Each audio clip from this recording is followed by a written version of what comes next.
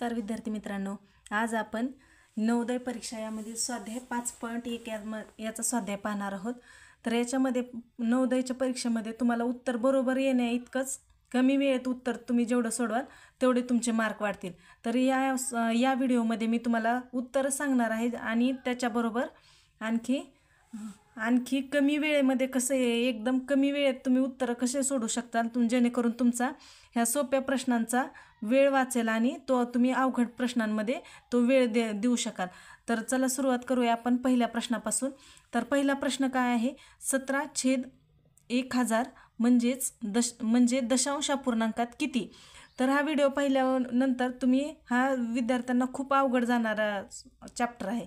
तर या व्हिडिओ पाहिल्यानंतर तुम्हाला नक्की याचे सगळे प्रश्न तुम्हाला एकदम सोपे वाटतील आणि असे तुम्ही नवीन पण प्रश्न घेतले तर ते तुम्हाला सोपे जातील। तर पहिल्या याचं उत्तर काय येईल, 17/1000 म्हणजे याला आपण तोंडी उत्तर सोडवू शकतो। तर कसं सोडवायचं, जर असे 1000 असेल तर याच्यामध्ये शून्य मोजायचे किती आहेत शून्य, 1 2 3 शून्य आहेत। मग आपण काय करायचं, हे दशांश चिन्ह द्यायचं इथं आणि ह्या दशांश चिन्हांच्या नंतर आपल्याला 1 2 3 अंक पाहिजेत। मग इथं वर काय दिलेलं आहे, 17 आहे। 17 किती, 2 अंक आहे, म्हणून आपण काय करायचं, ह्या उजव्या बाजूकडून लिहिता यायचं। म्हणजे इथं 7, इथं 1 आणि इथं अंक नाही आहे त्याच्यामुळे आपण काय घेणार, शून्य, आणि इकडं दशांश चिन्हाच्या इकडं काय येणार, शून्य। म्हणजेच ह्याचं उत्तर आपलं काय येईल, पहिल्याचं 0.017। मग आपल्याला ह्याला लिहिण्याची किंवा सोडवण्याची गरज आहे का, जर तुम्ही प्रॅक्टिस केली तर ह्याला तुम्ही डायरेक्ट टिक करू शकता की पहिल्याचं उत्तर काय येईल, मग पर्याय क्रमांक 2। नंतर पुढचा प्रश्न आहे, हा प्रश्न आपण 2 पद्धतीने सोडवू शकता। तर पहिलं काय येणार, 1.5/8 बरोबरीची दशांशातील संख्या कोणती म्हणले। मग हे 1 पूर्ण आहे, मग त्याला आपण 1 पूर्णला 1 पूर्ण तसंच ठेवून 1 पॉईंट असं पण देऊ शकतो। मग ह्याचे मी तुम्हाला 2 मेथड दाखवते, मग तुम्हाला सोपी कोणती वाटेल त्या पद्धतीने तुम्ही करू शकता। ही पहिली पद्धत सांगते इथं आणि ही दुसरी पद्धत। मग पहिल्यांदा 1 पूर्ण आहे, 1 पूर्णला 1 पूर्ण तसंच ठेवायचं आणि हे 5/8 आहे का, ह्या 5/8ला भाग द्यायचा। मग ह्याला भाग दिल्यानंतर काय येईल, 8 1 8, इथं 5 लहान आहे 8 पेक्षा म्हणून 0 पॉईंट द्यायचं। मग इथं काय बनेल, 50 बनेल।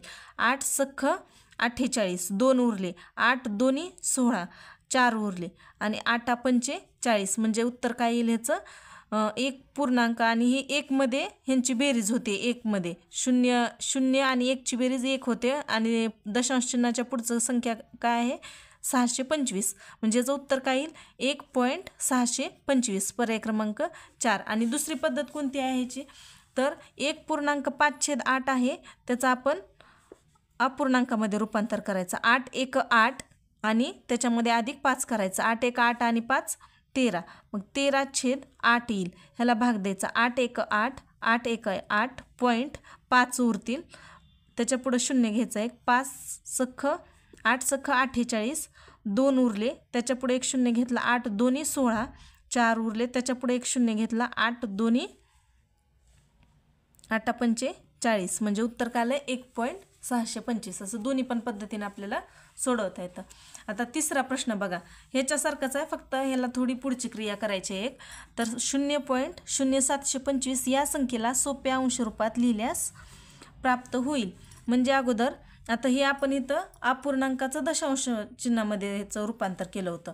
आता इथं दशांश रूप दिलेलं आहे, त्याचं आपल्याला अपूर्णांकात रूपांतर करण्यासाठी अगोदर दिलेली जी संख्या आहे शून्य सोडून ती संख्या लिहून घ्यायची आपण, 725 1 लिहायचा आणि 1च्या पुढं किती दशांश चिन्हाच्या नंतर किती संख्या आहेत, 1 2 3 4, मग तेवढे शून्य द्यायची, 1 2 3 4, म्हणजे 725/10,000 येईल। आता ह्या संख्येला भाग दिल्यानंतर ह्या दोन्ही संख्येला भाग कशाने देता येईल, तर अशा तुम्हाला भागाकार समजण्यासाठी अगोदर तुम्हाला सर्व कसोट्या पाठ पाहिजेत। जर कसोट्या पाठ नसतील तर अगोदर कसोट्या पाठ करून घ्या, जेणेकरून तुम्ही कमी वेळात उत्तर येईल। मग आता इथं 5 आहे, इथं 5 आहे, म्हणजे याला 5ने पण भाग जातो, पण मोठी संख्या तर पाठ असतील तर तुम्हाला लक्षात येईल की ह्या दोन्ही संख्येला 25ने भाग जातो, म्हणजे 25 दोन्ही 50 येईल। मग 72 मधून 50 गेले, किती उरले, 22 उरतील। 22 उरले तर हे त्याच्या पुढचे 5 घेतले इथं 225 होतील आणि 25 9 225 होईल आणि 25 चौक 100 आणि हे त्याच्या पुढचे 2 शून्य घ्यायचे। त्याच्यानंतर 29/400 हे आपलं उत्तर आलं. मग किती नंबरमध्ये? पर्याय क्रमांक बी 29/400. त्याच्या पुढचा आपला प्रश्न आहे 153 गुणिले 500. 153 गुणिले 500 ची किंमत दशमान पद्धतीमध्ये आहे विचारले. मग 25 गुणिले 100 गुणिले 4. तर ह्याच्यामध्ये ह्या 2 शून्याला हे 2 शून्य गेले. 5 1 5, 5 5 25. उरले काय? 5 आणि 4 उरले. 5 चौक काय होईल? 20 आणि हे वरचे 153 1 153. आता 20 ने ह्याला भाग घालायचा. 20 1 20 आणि 15 लहान आहे म्हणून पूर्ण 153ला भाग घालायचा. तर 20 7 140. मग 140 मधून 153 मधून जर 140 गेले तर काय होते? 13 उरतील. 13. मग इथं पॉईंट द्यायचा. इथं एक शून्य घेतला म्हणून इथं पॉईंट देणार. 130 झाले. 20 सख्ख 120. मग 130 मधून 120 गेले किती उरतील? 100 आणि 20 5 100. म्हणजे उत्तर काय आलं? 7.65. पर्याय क्रमांक सी. त्याच्या पुढचा प्रश्न आहे 5वा 61/10,000 ही संख्या दशमान पद्धतीने कशी लिहाल? तर आता ह्याच्यामध्ये काय करायचं बघा. हे प्रश्न पहिल्यासारखाच आहे प्रश्न. अगोदर हे 1 वरचे शून्य मोजायचे. 1 2 3 4. मग इथं दशांश चिन्ह द्यायचा. त्याच्या पुढं 1 2 3 4 अंक पाहिजेत आपल्याला. पण इथं दिलेले किती आहेत? 2 आहेत. मग हे शेवटून 2 लिहायचे आणि या उरलेल्या जागेवर शून्य लिहायचं आणि इकडं शून्य पॉईंट द्यायचा. म्हणजे उत्तर काय आलं? 0.0061. मग याला सोडवण्याची गरज आहे का? तोंडी पण सांगू शकतो. कसं करायचं तोंडी? ह्याचं 1 2 3 4 अंक आहेत. तर इथं वर किती? 2 आहेत. 1 2 म्हणजे ह्या 61च्या पुढं 2 शून्य द्यायचं आणि दशांश चिन्ह द्यायचं. ह्याला सोडवायचं नसतं. तर इथं बघा आहे का? नाही. मग हे पर्याय गेला. इथं पण नाही, इथं पण नाही. त्याच्यामुळं इथं 1 शून्य जास्त आहे. त्याच्यामुळं डी येणार नाही. उत्तर पर्याय क्रमांक सी येईल.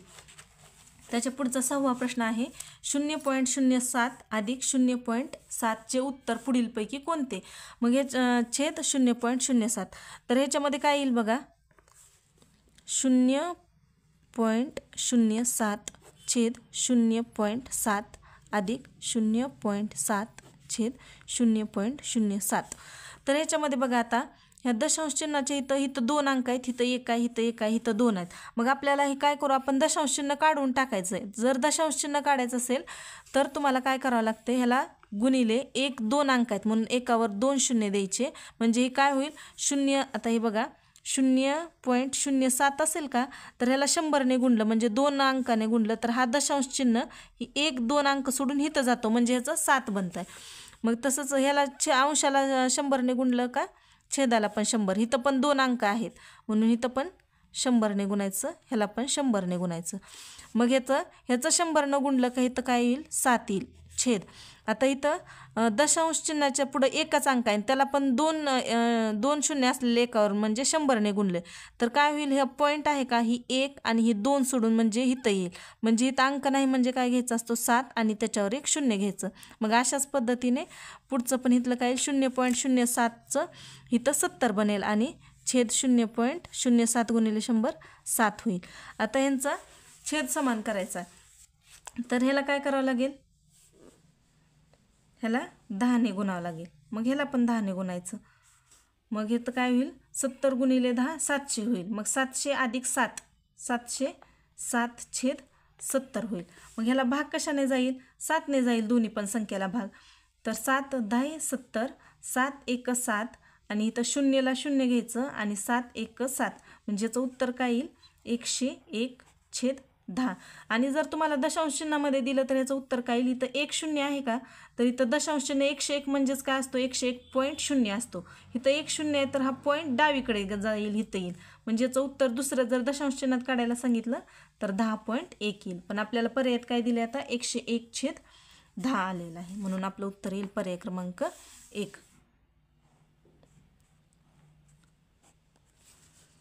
जर भागायचं असेल तर डावीकडे जातो दशांश चिन्ह.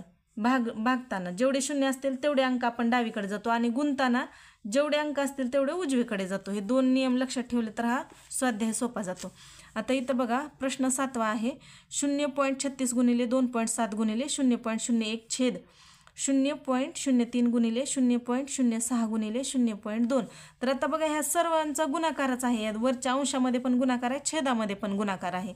जरी तर बेरीज असते तर हा नियमाला लागला नसता, पण हा गुणाकार असल्यामुळे आपण ह्या सगळ्या दशांश ह्या वरच्या अंशामध्ये दशांश चिन्हाच्या नंतर एकूण किती अंक आहेत ते बघू. इथं किती आहेत, 1 2, इथं 1 3 आणि हे 2 5. म्हणजे अंशामध्ये किती दशांश चिन्हाच्या नंतर अंक आहेत, तर 5 आहेत.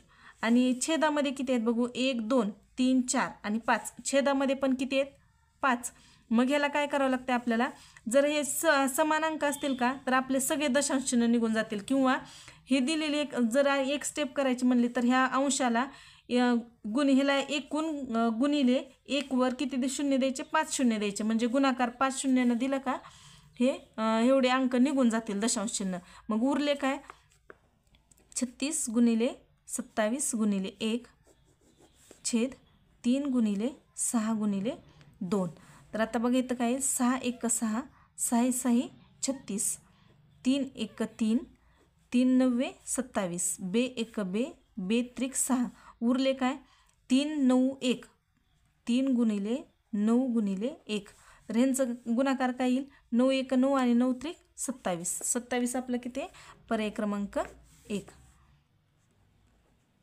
जे उत्तर काय आलं आपलं 27. व्हिडिओ आवडल्यास नक्की लाईक करा, शेअर करा आणि सबस्क्राईब करायला विसरू नका. आणि जर तुम्हाला दुसऱ्या स्वाध्यायावर व्हिडिओ पाहिजे असेल तर कमेंट करा. आणि आज मी एक तुम्हाला अशाच ह्या स्वाध्यायाच्या रिलेटेड एक गणित देते, तुम्ही सोडवा आणि नक्की कमेंट बॉक्समध्ये त्याचं उत्तर कमेंट करा. तर प्रश्न काय आहे, 0.004 गुणिले 0.5. ह्या प्रश्नाचं उत्तर काय येतं ते तुम्ही नक्की कमेंट करा, जेणेकरून तुम्हाला पण समजेल का तुम्हाला हा स्वाध्याय समजला आहे की नाही. व्हिडिओ बघितल्याबद्दल थँक्यू.